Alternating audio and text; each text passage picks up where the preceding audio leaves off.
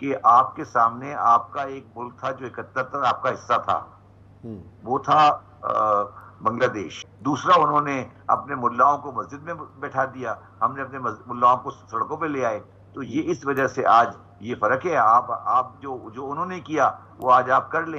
मईशत जो है वो नहीं संभल रही। आईएमएफ जो है वो मजीद डू मोर उनकी तरफ से हर थोड़े दिन के बाद ये बात कर देते हैं, कह देते हैं, उसके बाद वो वहां से फिर कोई डीजल महंगा होने से इंपैक्ट आएगा पूरा का पूरा महंगाई का और 35 से 40% तक पाकिस्तान की महंगाई चली जाएगी। मैं आपको पता नहीं मेरी बात अच्छी लगे या नहीं लगे, मैं क्योंकि दूसरी मसलक दूसरे सोच से बिलोंग करता हूं। आप उस कंट्री का नाम पीपल्स रिपब्लिक ऑफ बांग्लादेश है। वो एक सेकुलर कंट्री है जिसने अपने आप को एक तरीके से डेवलप किया है। नहीं है। और ये मामला को चला गया है पाकिस्तान को पैसे मिलने का तकरीबन अगस्त में, जहां पे हालत पाकिस्तान की गड़बड़ाने लग गई, जहां पर 2 वक्त की रोटी पे सवाल उठने लगा कि क्या कुछ महीनों में पाकिस्तान की 90% जो आबादी है वो 2 वक्त की रोटी खाने के लिए सक्षम होगी या नहीं होगी।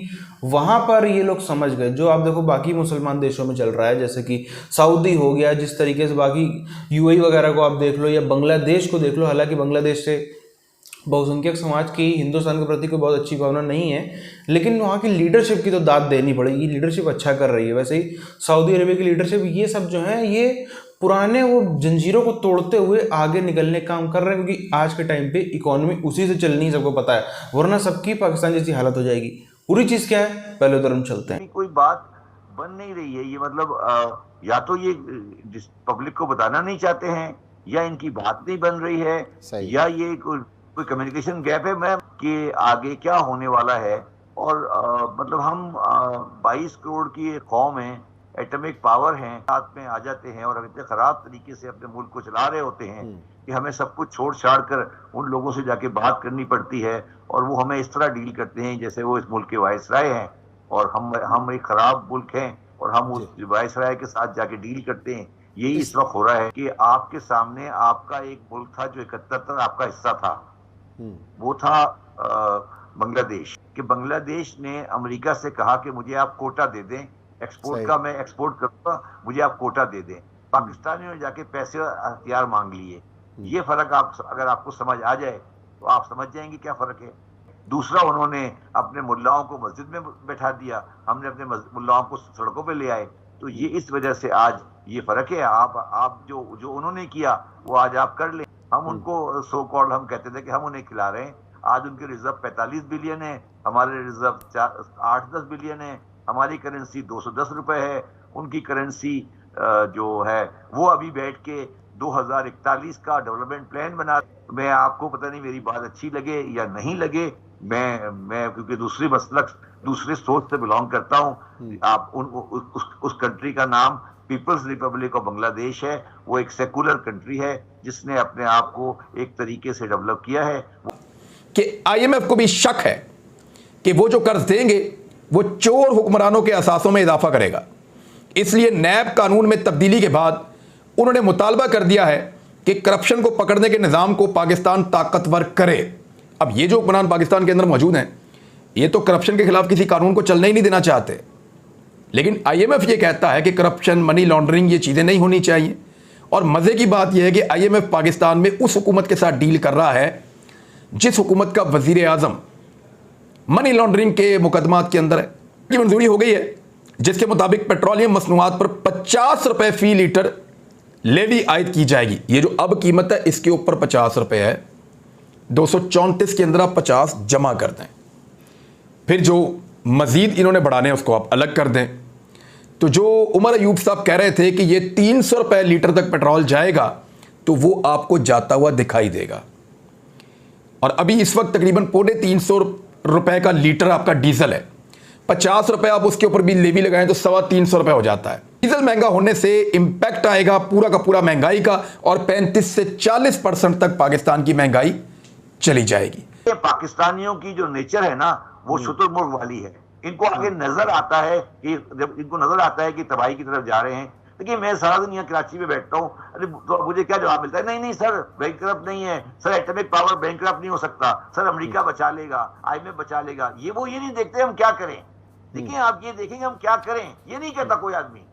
मैं हजारों लोगों से मिलता हूँ दिन में, हजारों सेमिनार करता हूँ, सब बंदे कहते हैं नहीं सर नहीं हो सकता। ओ भाई मैं कहता हूँ नहीं हो सकता की बात नहीं है, तुम निकलोगे कैसे? नहीं सर एटॉमिक पावर, बिजली की लोड शेडिंग में क्या बातें कर रहे, किस दुनिया में बैठे हैं ये लोग? इनको नजर नहीं आ रहा कि क्या हो रहा है शहर में और क्या किस तरह के वॉल्केनो पे हम बैठे हुए हैं।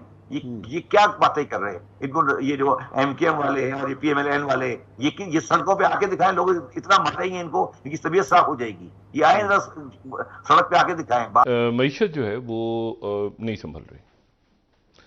IMF जो है वो मजीद डू मोर उनकी तरफ से हर थोड़े दिन के बाद ये बात कर देते हैं, कह देते हैं, उसके बाद वो वहाँ से फिर कोई दोबारा बात आ जाती है।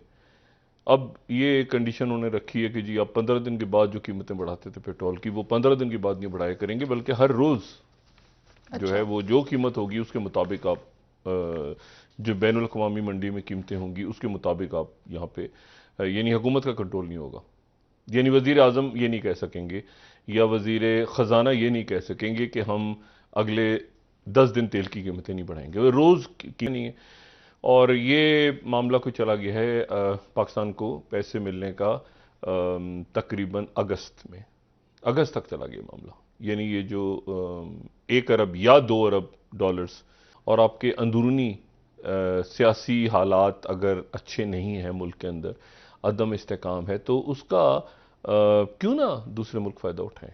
हर मुल्क को ही हक है कि वो फ़ायदा उठाए। तो आपके इस वक्त कोई बरादर मुल्क या दुश्मन मुल्क, आप मुल्क अपने अपने फ़ायदे देख रहे हैं, मफादात देख रहे हैं, और वही देख रहे हैं कि पाकिस्तान क्या करता है और पाकिस्तान जो है वो क्या करता है। ये पाकिस्तान लोग देख ही रहे हैं काफ़ी अरसे से कि पाकिस्तान क्या करता है। सबसे अहम बात यह है कि इंडिया खरीद रहा है रूस है। इंडियन फॉरेन मिनिस्टर से 2-3 दफा सवाल किया गया, अभी चंद दिन पहले भी एक कॉन्फ्रेंस में सवाल किया गया था जो G7 ममालिक के लिए मुनक्किद की गई थी, उसमें इंडिया से कि ये क्यों ले रहा है इंडियन। तो इंडिया ने कहा कि जी पहले आप जर्मनी और यूरोप से पूछें कि वो गैस क्यों ले रहे हैं रूस से, फिर आप हमसे सवाल करें कि हम रशियन ऑयल क्यों ले रहे हैं। IMF ने एक बम शहबाज शरीफ के ऊपर भी गिरा दिया है। यानी IMF की शराइत के नाम के ऊपर पाकिस्तान की हुकूमत ने पाकिस्तान की अवाम के ऊपर बहुत सारे बम गिराए हैं।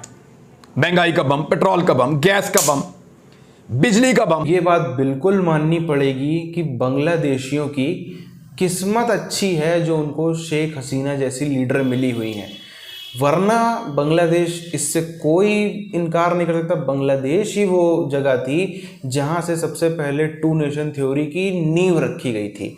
पाकिस्तान तो बहुत बात की बात है, शुरुआत तो यहीं से ना हुई थी बांग्लादेश से, और बहुत लंबे समय तक ये करते भी रहे। अगर आज कोई भी किसी भी टाइप का, इसी टाइप का अगर कोई नेता होता है जिस टाइप का ये इमरान खान है या दुनिया भर में और अर्दुगान को देखते हैं, तो आज बांग्लादेश तबाही के रास्ते पे खड़ा होता, बल्कि बहुत ज़्यादा तबाह हो रहा होता। बांग्लादेश आप देखो, जितने इस्लामिक कंट्रीज़ हैं, शायद इकलौता ही हम कह सकते हैं, कुछ 2-3 ऐसे देश हैं, अब बल्कि इकलौता ही हम कहेंगे, जो जिनके यहाँ पे पेट्रोल भी नहीं निकल रहा है, कुछ बहुत ऐसा और भी सिस्टम नहीं है, उसके बाद भी उन्होंने अपने आप को मतलब बिना किसी कृपा के अपने आप को उन्होंने सस्टेन कर रखा है कम से कम। कुछ एक जैसे तुर्की वगैरह को आप देख लो, उनके यहाँ पेट्रोल नहीं निकलता है, लेकिन उनकी भी जो है वो हालत आजकल बहुत ज़्यादा टाइट होती चली रही है। लेकिन बांग्लादेश ने फिर भी अपने आप को सस्टेन कर रखा है, ना इनके यहाँ पेट्रोल निकला, ना इन्होंने कुछ, बल्कि इतने कोई आतंकवादी घटनाएं भी इनको नहीं देखने को मिलती हैं। ज़रूर बहुत बड़ी तादाद में जो है वो घुसपैठिए बांग्लादेश से घुसते हैं, लेकिन बांग्लादेश की सीमाओं से हिंदुस्तान के अंदर आतंकवादी तो कम से कम इतने किस्से नहीं रिपोर्ट किए गए। वो घुसपैठिए घुसे, वो अलग चीज़ है, उसको हम अलग तरीके से देखेंगे। लेकिन जिस तरीके से पाकिस्तान से हम देखते हैं आतंकवादी बाकायदा घुस रहे हैं, बाकायदा पूरे तरीके से हर समय उसमें युद्ध की स्थिति बनी हुई बॉर्डर पर, वैसा कम से कम बांग्लादेश में अब तक नहीं देखने को मिला है।